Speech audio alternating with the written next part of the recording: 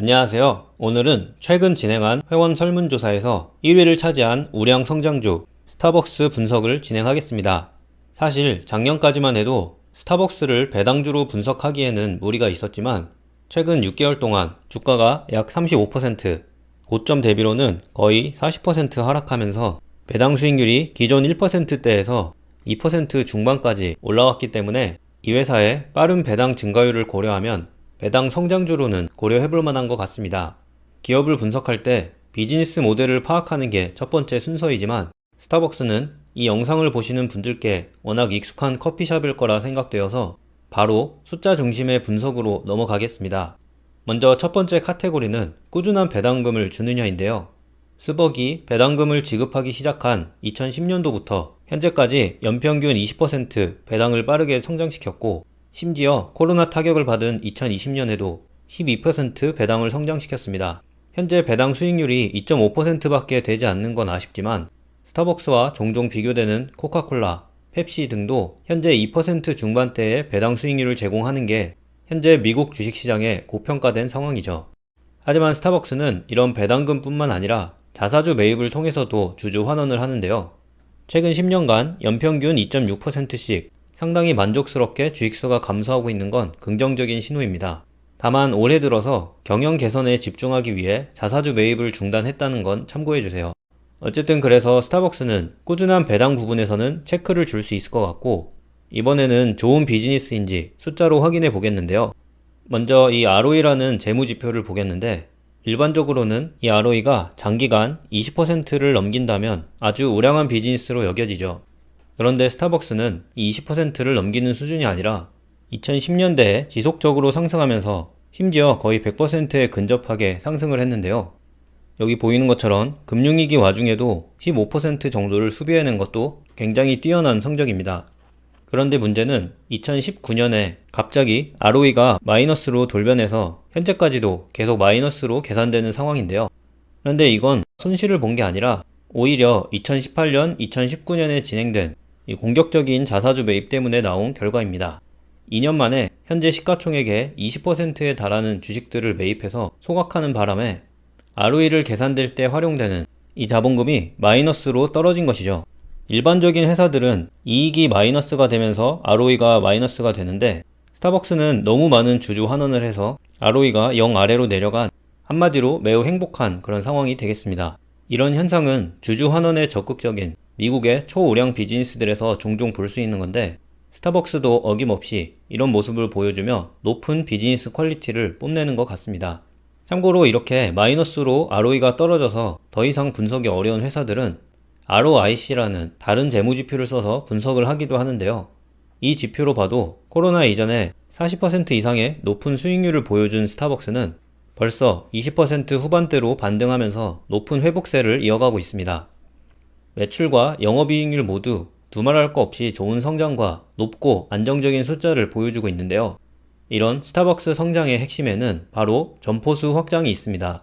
20년 전에는 이 하늘색 바로 표현된 직영점이 주를 이루며 성장을 이끌었는데 최근 들어서는 당연히 많은 사람들이 수익률 높은 스타벅스 프랜차이즈에 투자하기를 원하기 때문에 스벅 주주 입장에서는 수익률이 오히려 더 높은 이 프랜차이즈가 절반 정도를 차지하고 있습니다.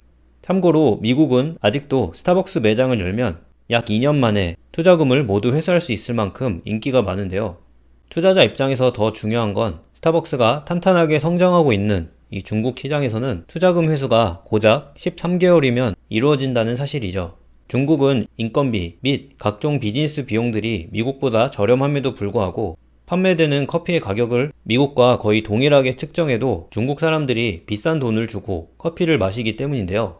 미국이든 중국이든 1, 2년 만에 투자금을 회수할 만큼 수익률이 좋은 거면 한동안은 스타벅스는 점포를 열면 열수록 더 많은 매출과 이익을 낼 것으로 예상되고 있습니다.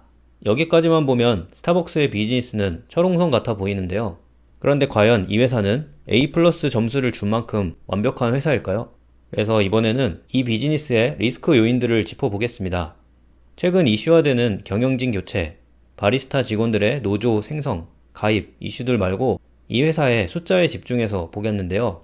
아까 보신 스타벅스의 총 매출을 지역별로 나누면 여기 파란 선으로 보이는 미국, 캐나다 매출의 비중이 아직도 70%대로 압도적으로 높은 걸 알 수 있습니다. 생각보다 해외 비중이 작다는 것도 단점이지만 더 심각한 문제는 미국의 매출 성장률이 뚜렷하게 둔화되고 있는 패턴인데요. 이 때문에 스타벅스의 주가에는 해외 매출 성장에 대한 기대감이 매우 크게 반영되어 있습니다. 특히 앞서 설명드린 중국인의 스타벅스 사랑은 많은 투자자들이 이미 잘 알고 있는 내용인데요. 해외 매출 관련 상세 데이터가 나오는 여기 7년을 보시면 빨강색으로 표현된 중국을 포함한 아시아 지역은 연평균 39% 빠르게 성장했습니다. 이건 당연히 매우 만족스럽고 높은 성장률인데요. 하지만 여기 녹색으로 표현된 유럽, 아프리카 등의 해외 지역에서는 스타벅스가 연평균 2%밖에 성장하지 못했네요. 심지어 2015, 2016년에는 매출이 하락했습니다. 이 과거 추이를 최근까지 연장해 본다면 최근 5년간 아시아 지역의 성장은 연평균 14.3%로 여전히 빠르긴 하지만 과거 40%에 육박한 고성장을 보여주는 기간은 끝난 걸로 보이는데요.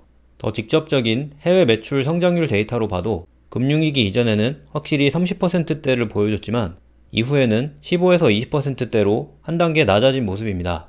물론 향후에도 한동안 10에서 15% 정도는 충분히 이어갈 것으로 보이지만 과거의 이런 성장 추이를 무작정 먼 미래까지 연장시키는 건 조금 조심할 필요가 있다는 거죠. 특히 이런 유럽 등의 지역에서 스타벅스의 느린 성장과 고전하는 모습이 저희에게 잘 체감되지 않는 이유 중 하나는 한국이 스타벅스가 세계에서 가장 인기 많은 지역 중 하나이기 때문인데요. 여기 실제 데이터를 보시면 미국과 캐나다를 제외하면 중국, 일본, 그리고 한국이 글로벌 탑3 지역에 속합니다.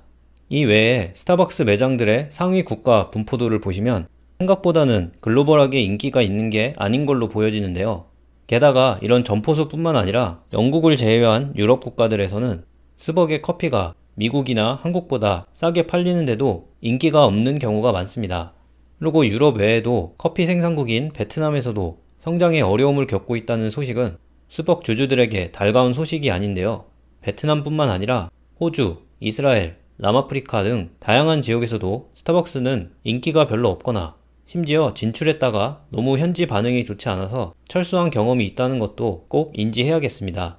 한국에서는 스타벅스 매장을 열기만 하면 사람들이 몰리고 스세권이라는 말이 나올 정도로 인기가 굉장하지만 전 세계에서도 동일할 거란 가정은 위험하다는 거죠. 이렇게 스타벅스의 장점과 단점을 복합적으로 고려해서 비즈니스를 평가해보면 물론 사람마다 주관적인 평가가 갈리겠지만 저는 A-에서 아무리 좋게 봐도 A 이상의 점수는 어려워 보이는데요. 아프리카의 시골 마을이나 중앙아시아의 산악 지역에서도 소비되는 이 코카콜라와 비교해서는 커피라는 음료의 특성과 스타벅스 매장이라는 특정 공간에서의 소비를 통해 가치를 창출하는 이 스타벅스의 모델이 한 수 아래라고 보여지네요. 하지만 어쨌든 스타벅스도 아주 좋은 비즈니스이고 최근 주가가 많이 하락했기 때문에 현재 가격만 적정하다면 충분히 높은 수익률을 낼 수 있는데요. 그래서 이번에는 금융 모델을 통해 가치 평가를 해보겠습니다. 먼저 저희가 일반적으로 적용하는 이 보수적 시나리오에서는 언제나 그렇듯 실제 과거 성장률의 절반 정도를 이 첫 5년 동안 적용했고 두 번째 5년 동안은 실제 성장률의 3분의 1을 적용했는데요. 이렇게 두 가지 방식을 적용해 본 결과 스타벅스의 적정 주가가 10년 후에 약 71에서 81달러 사이가 나왔습니다. 분석을 하는 현재 스타벅스의 주가가 약 79달러 정도이니까 현재 가격이 적정가거나 약간 고평가된 수준으로 보여지는데요. 그래서 앞으로 10년 동안 주주들에게 환원될 수 있는 이 현금 흐름과 함께 고려해서 10년 동안의 평균 수익률을 계산해보니 연 5.2%가 나왔습니다. 물론 이 분석은 여기도 적은 것처럼 저희가 모든 기업들에 적용하는 보수적 시나리오에 해당되고 스타벅스가 매우 좋은 비즈니스라는 걸 반영하지 못하기 때문에 두 번째로는 공격적인 시나리오, 즉 스타벅스의 높은 퀄리티를 반영한 아주 긍정적인 시나리오 분석을 진행해봤습니다. 이번에는 여기 엑셀 파일에서 보시면 이 세 번째 매우 긍정적이라는 탭에 이 분석 결과가 들어있고요. 여기에서의 주요 가정은 과거 10년 동안 실제로 스타벅스가 잘 성장한 것처럼 앞으로 10년 동안도 그 패턴이 그대로 이어질 거라는 가정을 하고 있습니다. 그리고 10년이 지나서도 연 10% 성장을 하는 거니까 스타벅스의 전망을 매우 밝게 본 거라고 할 수 있고 실제로 현금 흐름도 3배 혹은 그 이상 성장하는 걸로 분석을 돌려봤는데요. 그 결과 스타벅스 한 주당의 가치는 10년 후에 약 180달러, 그러니까 현재 주가보다 2배 이상 오르는 걸로 계산이 되고 있고, 이걸 실제로 스타벅스가 주주들에게 환원할 현금 흐름과 복합적으로 계산을 해보면 장기 투자 수익률이 연평균 15%로 만족할 만한 수준으로 계산이 되고 있습니다. 한마디로 스타벅스가 과거 10년 정도의 성장률을 앞으로 10년 동안 그대로 반복해낼 수 있다면 주주들은 만족할 만한 수익률을 기대할 수 있다. 이런 숫자가 계산되고 있는 건데요. 이렇게 숫자로 돌려본 스타벅스의 결론을 한눈으로 보여주는 그래프가 있어서 가져와 봤습니다. 여기 아래에 있는 녹색 선은 보수적인 시나리오로 스타벅스 가치를 계산했을 때 나오는 결과물이고요.